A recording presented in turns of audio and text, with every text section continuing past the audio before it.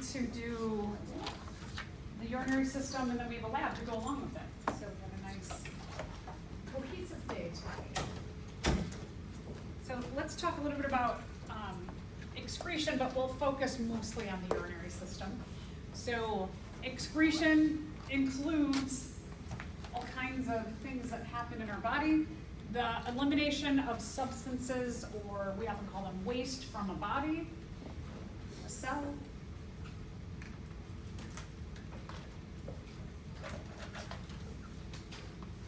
Waste comes in many forms. It could be gaseous, it could be liquid, it could be solid.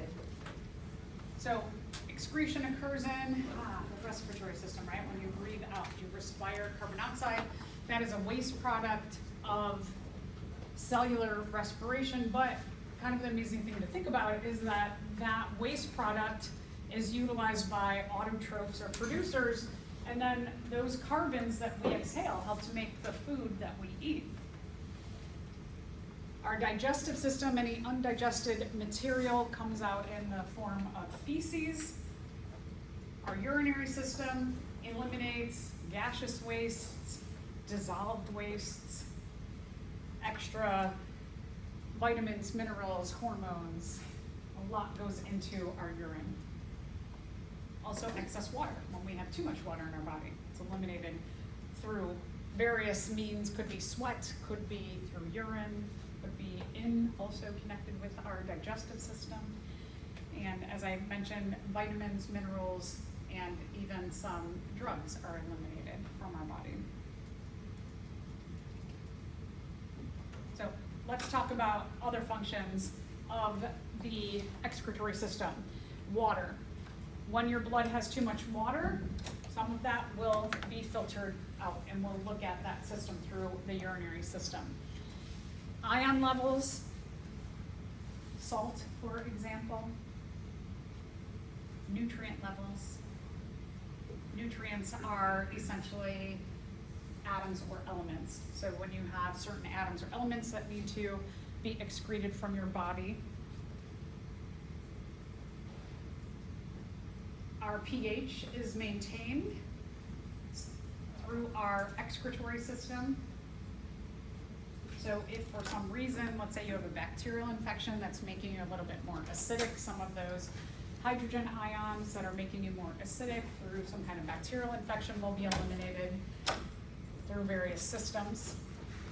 Hormones, as I mentioned before, and we'll talk a lot more about hormones. We'll talk a little bit about hormones today, actually. We'll talk about the antidiuretic hormone, and we'll talk a lot more about hormones when we get into the reproductive system.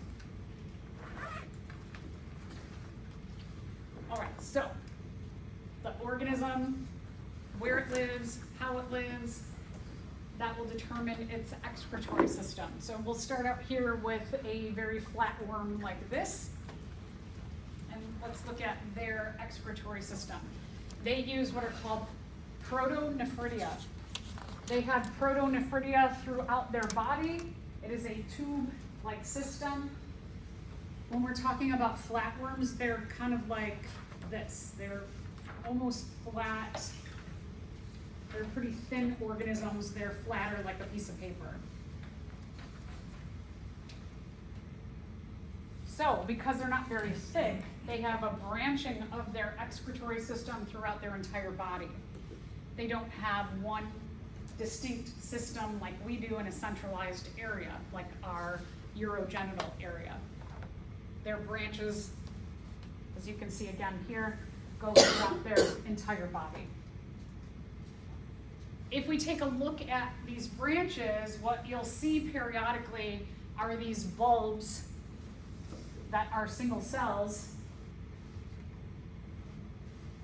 and these are called flame cells. Inside of the flame cells, there are cilia. So like what we have lining our trachea, for example, that's part of our non-specific external defenses, is the cilia that line the cells of our respiratory system. What they do is they help to guard against anything that's coming into our respiratory system, and something hits that, it wiggles, and then it causes us to cough or sneeze.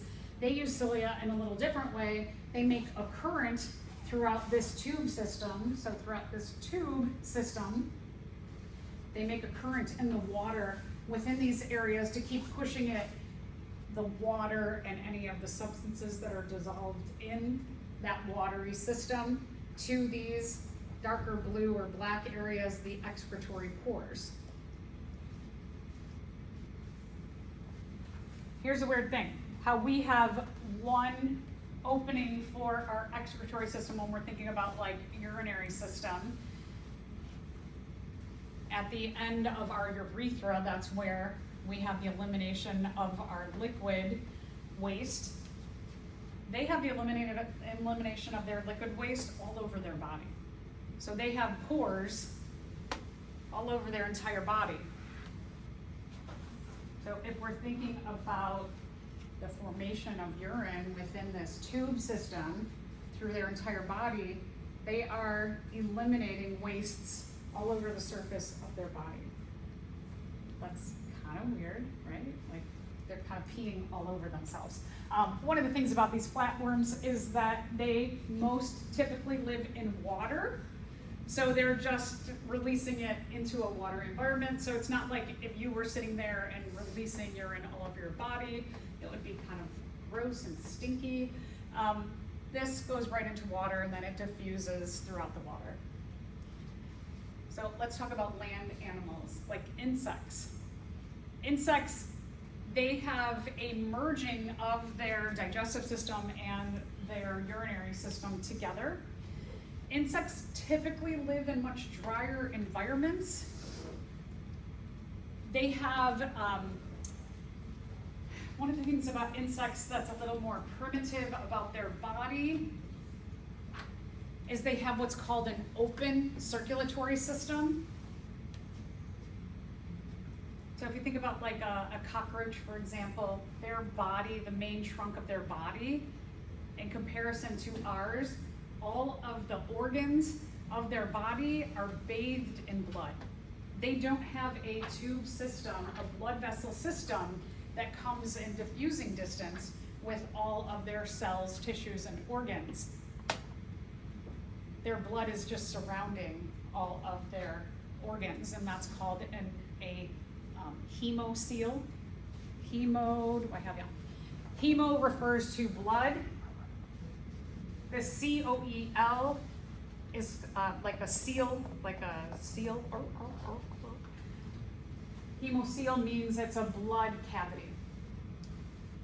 So all of their organs are bathed in blood. So what is happening with this, what we call the Malpighian tubules, they stick off of the digestive system within this open cavity here, and the Malpighian tubules are trying to, from the blood, absorb any of the kind of overflow stuff, things that the body doesn't need anymore, like hormones and extra salts and vitamins and minerals and water. And so they're trying to absorb that stuff, but not glucose and amino acids and fats and all the other things that the cells or the organs of the body will actually still need. So in the hemocoel, there's a mixing of all of the kind of quote unquote good stuff and bad stuff that the body needs. And these Malpighian tubules are trying to get what is too much or waste products and leave all of the stuff that the body needs. So kind of not a super efficient system. What it looks like is it looks like this. In the pinkish color, you see the digestive system. The digestive system is a tube system.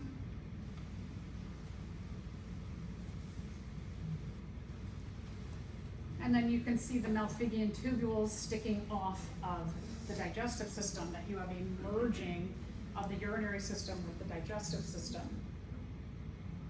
Because insects live in mostly very dry environments, they are not letting go of a lot of water. Most of the water by the Malpighian tubules is put right back into that hemocoel or back into the blood, kind of like our lymphatic system, how it puts the water back into the blood.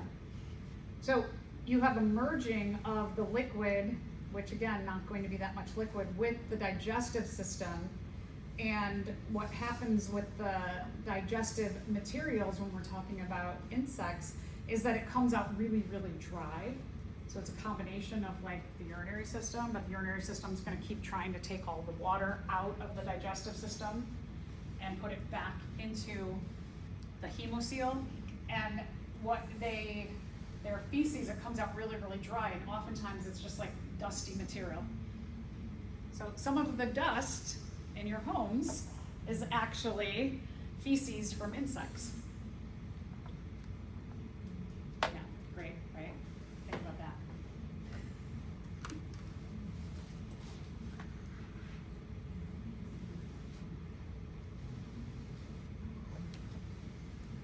If they are outputting a liquid, it's going to be a very, very, very concentrated liquid. So imagine a day where you're really dehydrated.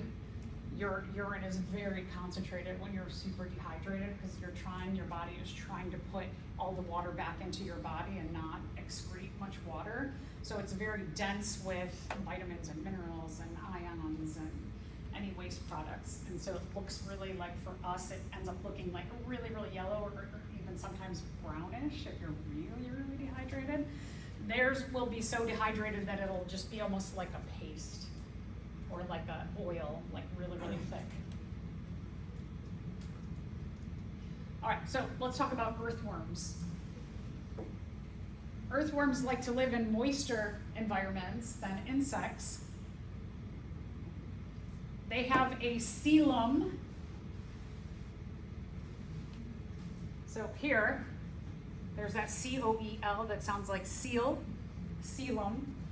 Their coelom is an open cavity in their body, but it's filled with water. That's why earthworms are very squishy, that they have a very high water content in their body. Earthworms are segmented animals. They have, when you think about an earthworm, the lines on an earthworm, one of the things about segmentation in animals is that where you have those segments is there's a repeating of structures in each segment. And one of the repetition of structures are what we call the nephridia. So there are 2 nephridia in each of the segments of an earthworm. They're like mini kidney systems, and we do see a lot of similarity between our individual structures that make up our kidney. They're called nephrons, and these are called nephridia, so there's that kind of similarity in the names. And they are these long tube-like extensions that are going to concentrate the urine, taking again all of the stuff that an organism doesn't need and putting water back into the body. So a little bit about those nephridia. The nephridia are going to eventually make urine, or a concentration of what is going to be excreted or not needed. The front part of the nephridia is a nephrostome. On the nephrostome, if you can notice in this picture, there's little tiny lines coming out of it, cilia again. The cilia are going to, like the flatworm, they're going to beat the water, and so they're going to attract water and substances into this tube system.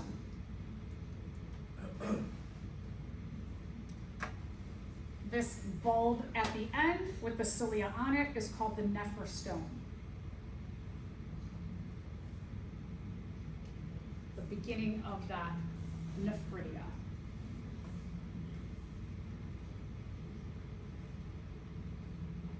Through this tube system, water keeps getting put back into the coelom, and then eventually whatever is left, you have a concentrated liquid that is going to be excreted. You've got excretory pores. You've got excretory pores, 2 of them on each segment of the body. So similar to the flatworm, they are urinating on their segmented parts.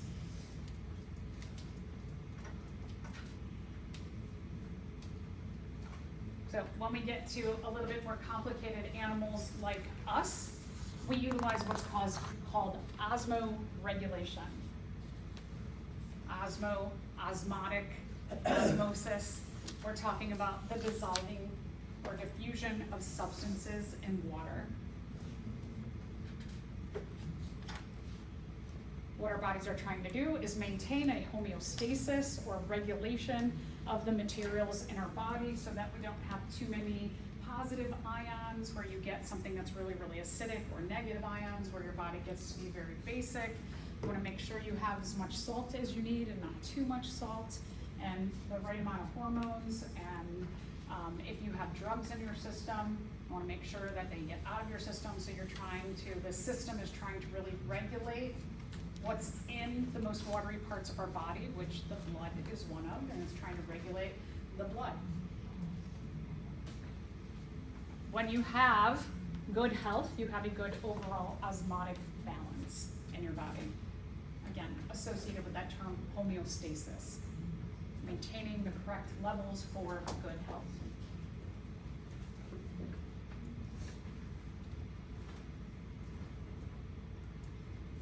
A lot of this too, because it's called osmo, keeping track of when you're dehydrated or overhydrated, you want to make sure you have just the right amount of water balance in your body. So let's take a look at our system. Our system, the main player in our excretory system are the kidneys. If you remember on the pig dissection, the kidneys, you had to go way, way, way down the walls, and the kidneys are right about here in the body. Boxing, one of a trick that sometimes boxers do, if the person's trying to get away from them and has their back to them, they'll punch them in their kidneys because it really hurts. And so that's kind of like not a real nice punch to get. Your kidneys are more on the lower part of your back, right about here. They look like two really large beads. What the kidneys are doing is they're filtering the blood. So I always think this is kind of amazing. We think like the kidneys produce urine, but where does that come from? It comes from the filtering of our blood. That is their job, is to filter our blood. So the health of your kidneys has an enormous impact on what's going on in your blood system. So that when your kidneys are not very healthy, then that can have a really huge impact on the osmoregulation or homeostasis of your entire body. It can really throw you off.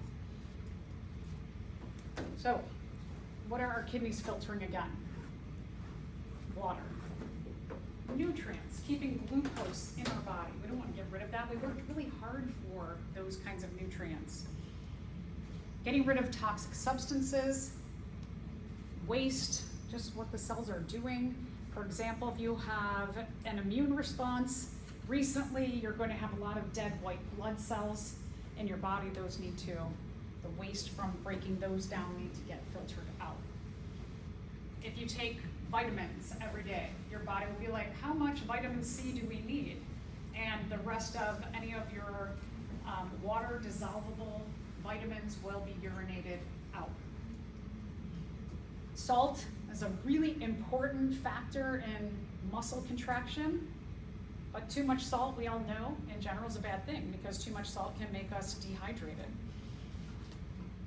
Hormones, which regulate a lot of important processes in our body, one of which regulates how much water do we have in our body. When we're dehydrated, there's a hormone system that uses anti-diuretic hormone that reminds our kidney system, or the little parts of our kidneys, the nephrons, hey, the osmotic balance is off.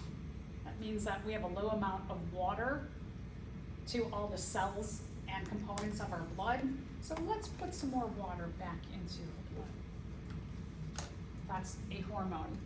And when you have too much water, we also don't want our cells to be too inflated or have too much inflammation that we can release extra water from our cells, our tissues, our organs, our glands in the excretory system or in the urinary system.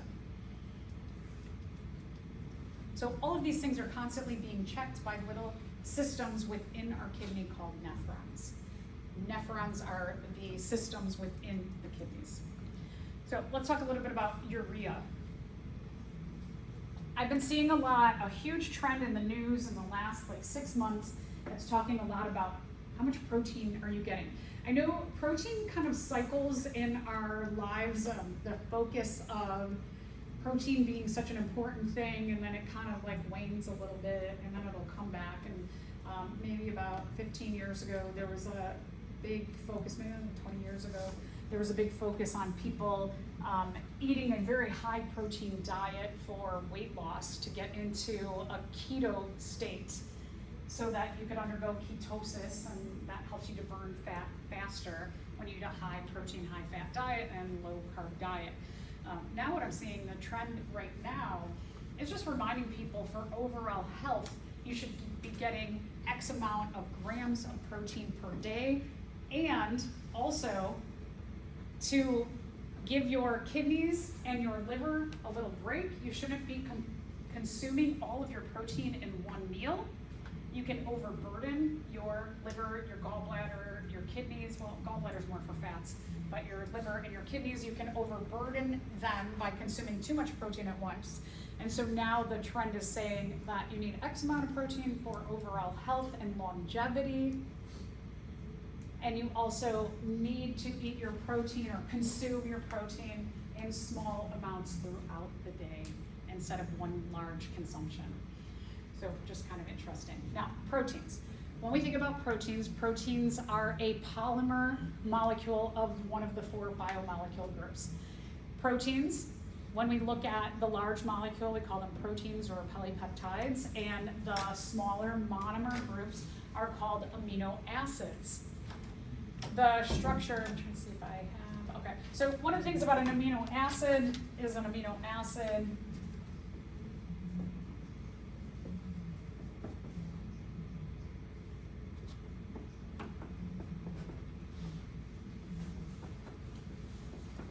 we call it an amino acid because it has this particular amino group on it, the NH2. When we metabolize our proteins into their single amino acids, metabolism involves breaking the bonds between the nutrients or the atoms that form any kind of molecule. And so what they start to separate into is, we'll separate into this group, little hydrogen. Our group, this is the variable group that names what kind of amino acid we have depending on what's here. And then our amino group. Now, one of the things about the structure of nitrogen is that nitrogen, it needs, if we go back to like valence electrons and all of that, it really wants 3 electrons in its outer shell to have stability. And so it has to bond with 3, it has to make 3 covalent bonds to be stable. And so when nitrogen, when this amino group comes off, it needs to add something on here. And oftentimes what adds on real quickly is a nice tiny little atom called hydrogen. Now our amino group, which went from NH2 to NH3, what does NH3 become? Ammonia, good. Ammonia, do you think ammonia is good in our body? No, ammonia, like we use ammonia to clean ovens to get like really goopy, gross stuff cleaned from our world. So ammonia, we naturally make ammonia in our body when we metabolize or break down our proteins.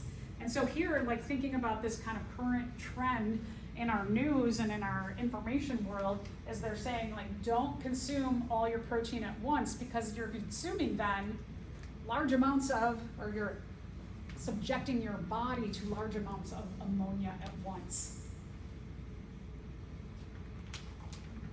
Right, just logically, you can imagine logically, that's not good, right? So we want to give the liver and the kidneys that ability to handle small amounts of ammonia at a time, and then for our body to eliminate that, the product of that.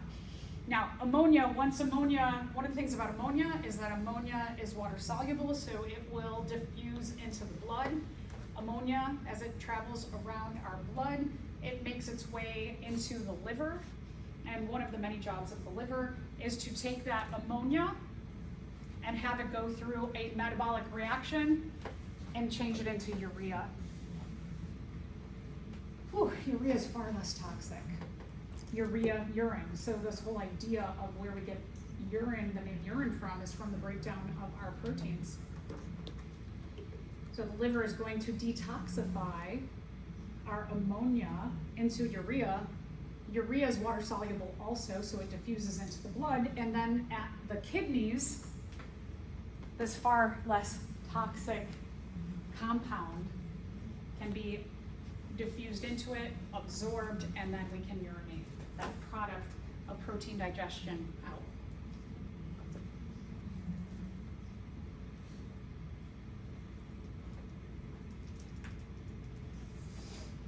So again, you eat something with protein in it, your protein is going to go from the large polypeptides to proteins and to the monomers or the amino acids.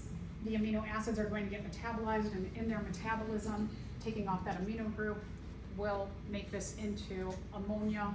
Ammonia is going to travel in the water, and in the water of our blood, in the plasma. It's going to go to the liver. The liver is going to have it undergo a metabolic pathway to make it into urea. Urea gets diffused into the blood, the water of the blood, the plasma, goes to the kidneys, and then the kidneys are going to release that in the urine. All right, so let's just talk about our simple pathway. If we look at our urinary system from the kidneys. So kidneys, they're showing them up higher here. Your kidneys, each kidney, one on each side, has a tube. The tube is called, either you can call it the ureter or you can call it the ureter. However you want to say that.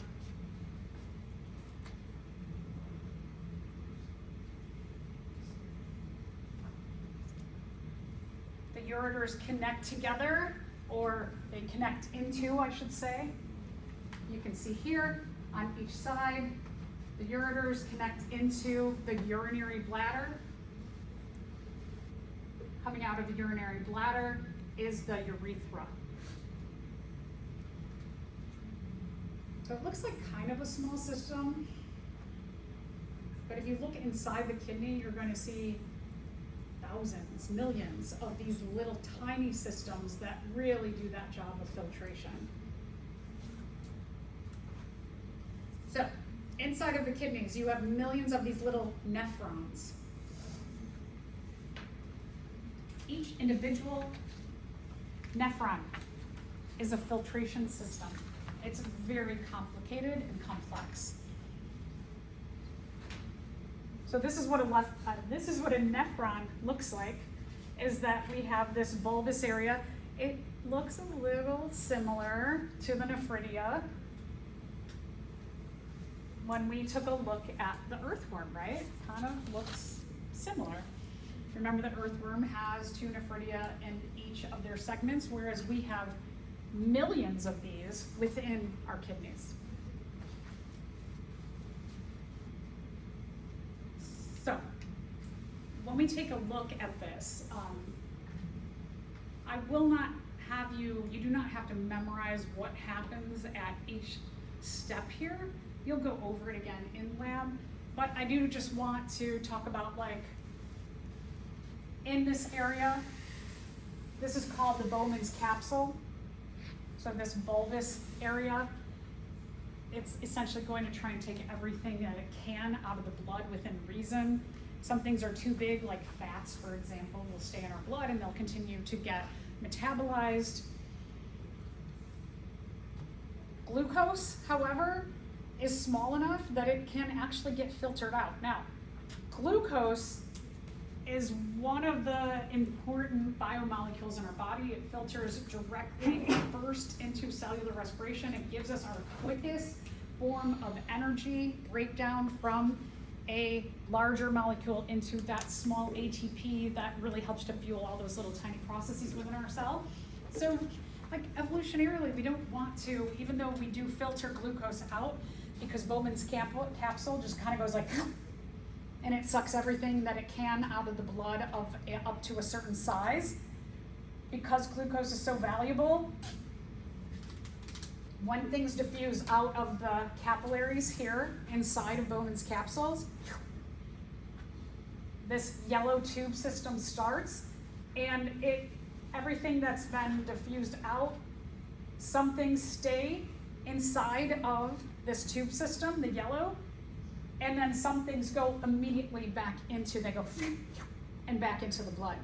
So glucose, for example, is one thing that right here at what we call tubular reabsorption, some things, especially glucose, that are really, really valuable to our survival, they come out and then they go back into the blood immediately. They're reabsorbed by the blood.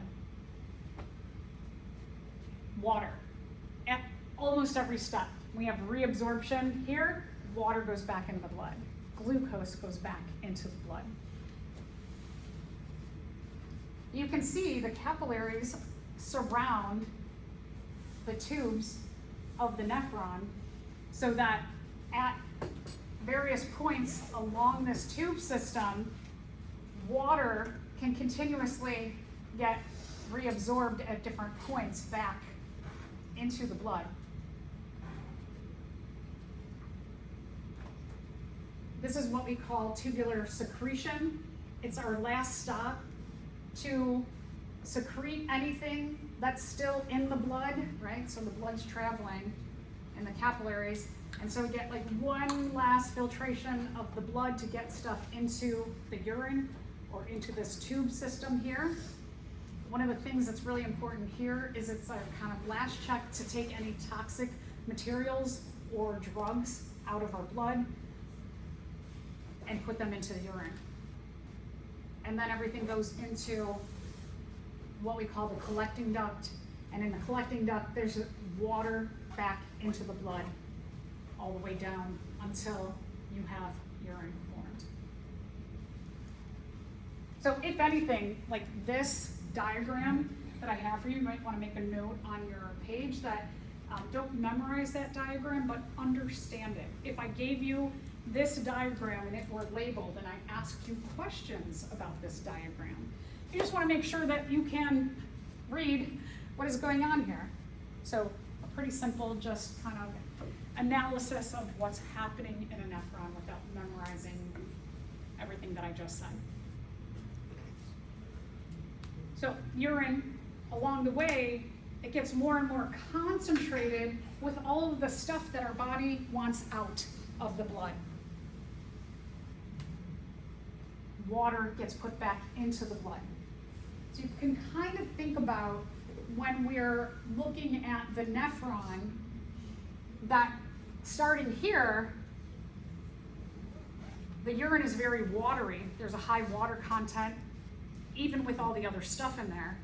And as the tube goes on, water's leaving, and so all of the things that are in the blood that aren't water are getting more concentrated because the blood is absorbing water back in.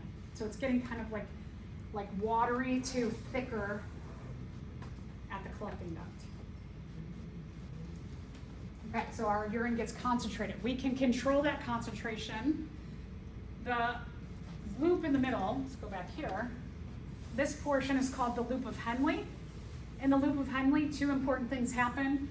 We have salt reabsorption. As I mentioned, salt is really important to the muscles in our body. We saw with the circulatory system that our arteries have a thick wall of muscle around them, and our veins have a thinner wall. So, you know, muscle isn't just like these muscles here, but it's throughout our whole body, helping a lot of systems. So we want just the right amount of salt concentration. So the front of the loop of Henle focuses on salt concentration in our body and making sure there's a good osmotic balance of salt. And then this is the second half of the loop of Henle is focusing on water balance, and again, getting as much water out.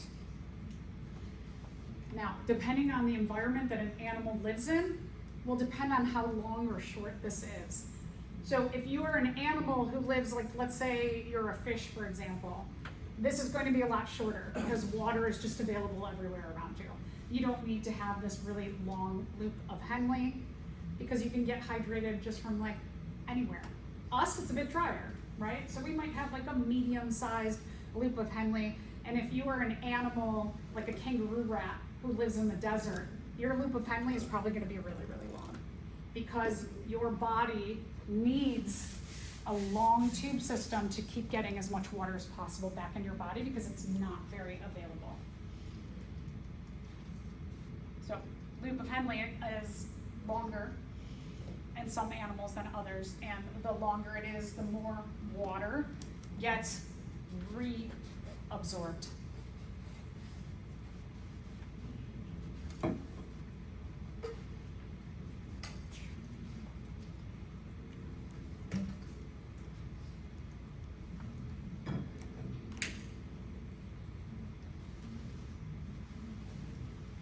So like here you can see someone who is very dehydrated. Their urine is very dark. It's another illustration, very similar to the other nephron, that if I gave you this on an exam, you could answer questions about it. So for example, I might ask you, where are nutrients reabsorbed into the blood? At the proximal tubule, the loop of Henle, the distal tubule, or the collecting duct? Let's see here at the proximal tubule, nutrients are reabsorbed into the blood. They're going back into the blood. Drugs, if I asked you at what points do drugs get absorbed into the urine, at the proximal tubule and at the distal tubule. So just make sure that you can read this. Where's the, oh sorry, I did salt on this side, water on that side, I have them flipped. Sorry about that. Where's the most salt absorbed back or reabsorbed back into the body, right? Here. So again, just looking at this and answering questions based on seeing it. You do not have to memorize this or have to draw it out. All right, when a person takes a drug, the drug will eventually be eliminated from the body. One of the primary mechanisms for this removal is tubular secretion. Which of the following will produce the greatest reduction in the ability of our kidneys to remove drugs? So what part, let's go back here, what part of our body will be most affected? There's 2 points, right? Drugs here, proximal tubule damage and distal tubule damage. That's where drugs are absorbed into the urine. So when we take a look at, this could be a question that I pair with that diagram, and you're looking for something about the distal tubule damage would cause us not to get drugs out of our system. So again, there's a question showing you that the health of your kidneys and your nephrons is really important. For example, eliminating drugs from your body.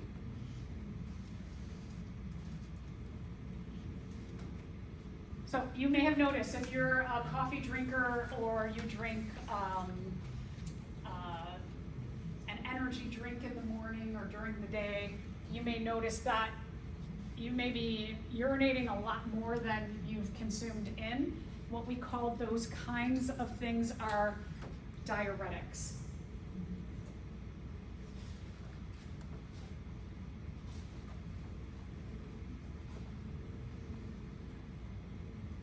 So there's these, for example, like water pills. Women, they show a woman on here. During menstruation, women sometimes get more bloated. They hold on to a little bit more water.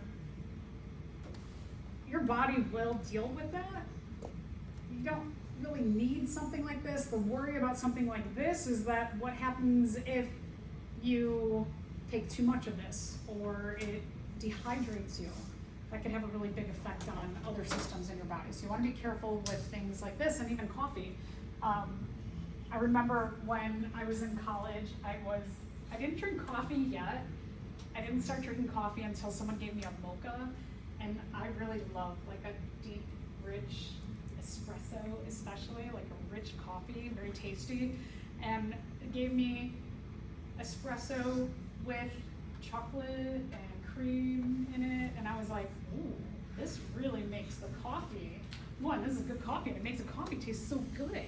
And then I became a coffee drinker, because before that, when I was in college, we had just like coffee grounds, like Folgers coffee.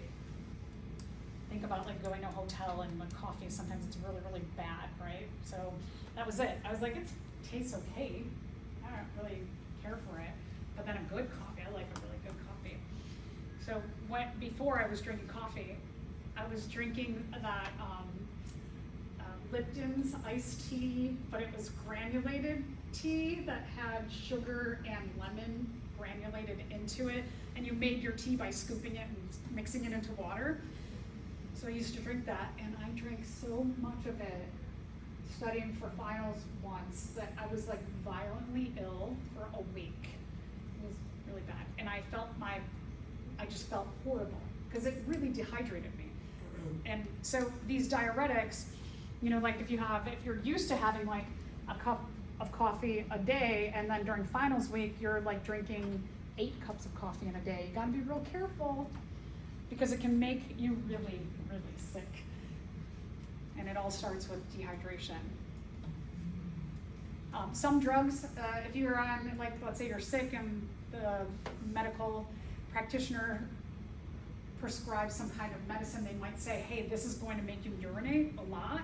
So make sure that you are drinking maybe something with electrolytes in it rather than just water. So sometimes you have to be really careful. You have to read your labels on any medications to make sure that you're drinking more fluids when you're sick.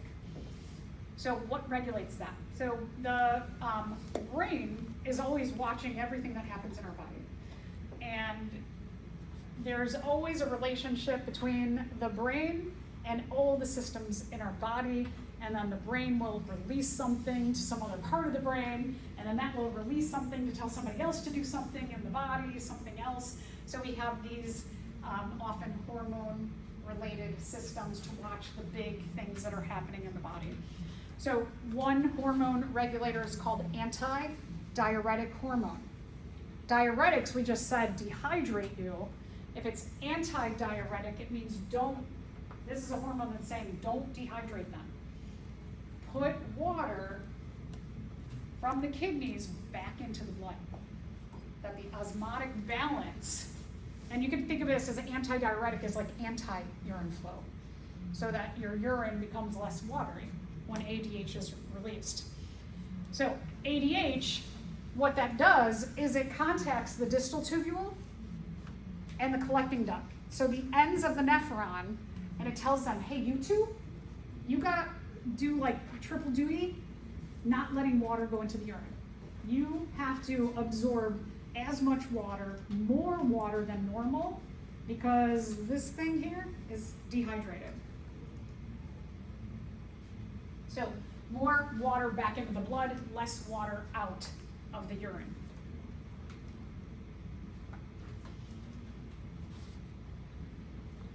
This is all regulated by, we call them osmotic concentration receptors, blood, right? Osmosis, osmotic. It's how much water is in the blood. So our osmotic concentration, if it starts rising, that means that there's less water in the blood. The brain here, so this is, I think, pretty wild when we think about the size of our brain, that we have these two areas right here in the central part of our brain that are the hypothalamus and the pituitary gland. And they're pretty small in comparison to other parts of the brain, but these two right here do so much for so many systems, including watching how much osmotic concentration do we have in our blood. Is our blood well hydrated? So you can see here that the hypothalamus detects the osmotic concentration, and then we're going to see the same thing that happens with the reproductive system, is that the hypothalamus is going to contact the pituitary gland, and then the pituitary gland is going to contact someone else, and they all do this by releasing something, and then it's taken in by receptors, and it stimulates something else to happen in the next one, and then that one produces something that is released, and then that thing is received by receptors on another organ, gland, muscle, tissue, and then it stimulates that to do something. And so we have these chain effects that happen, often initiating with this tiny little hypothalamus checking on everything. So what happens is, as a result of the hypothalamus talking to the pituitary releases ADH. ADH travels through the blood, and it goes to the distal tubule and the collecting duct, and it says, hey, you two, more water back into the blood. What you end up getting is you get urine that's really, really, really highly concentrated. Less water, more stuff in the urine. So when I played basketball in college, my basketball coach said, always, after you pee, turn around and look at your urine. And we were like, what? She was like, look at the color of your urine, because if it is dark yellow or brown, that means you are severely dehydrated. And she's like, and as an athlete, you want to make sure. So all the time, still to this day, I'll be like, okay, all right, good. It's just like a weird habit that initiated from my college basketball coach. Oh, that's it. How about it? Okay, so let me talk about lab today. This is a really interesting lab. We are going to do